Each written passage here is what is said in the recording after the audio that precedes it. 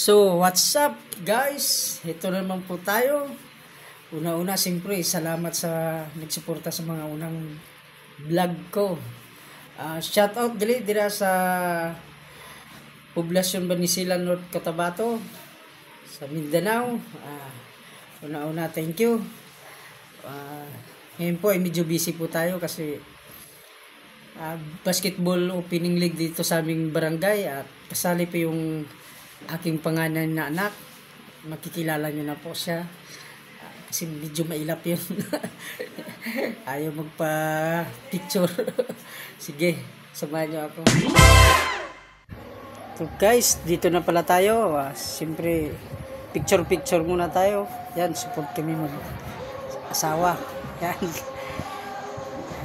picture muna bago hanapin natin yung panganay kong anak at na mailap. Yan. Yan po yung ano yan. Hanapin natin. Saan na kaya yun? Yun. Yan. Nahanap din. Kuya. Kuya. Yan po yung panganay ko. Yung Batiller 22. Yan. Tinawag na. Mahihain talaga yan. Ayaw magpa-picture. Yan. Dalawa yan sila ng pinsan niya. Anak ni Toto Batiller. Kapatid ko. Yun, number 16 yun. Yan o, Batiller yan, yung panganay ko. Yan yung malis nga, loko talaga.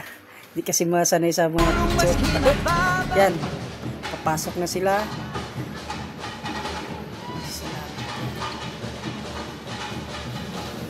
Yan, kasama niya. Yan na, sila papasok. Yan, yun number 16 na yun yung anak ng kapatid ko, si Toto Alfonso. And now they're also ready for some basketball action. Narito na ang Boleros!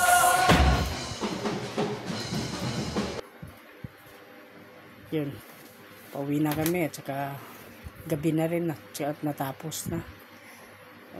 Thank you sa lahat ng manood nito. Thank you and God bless you.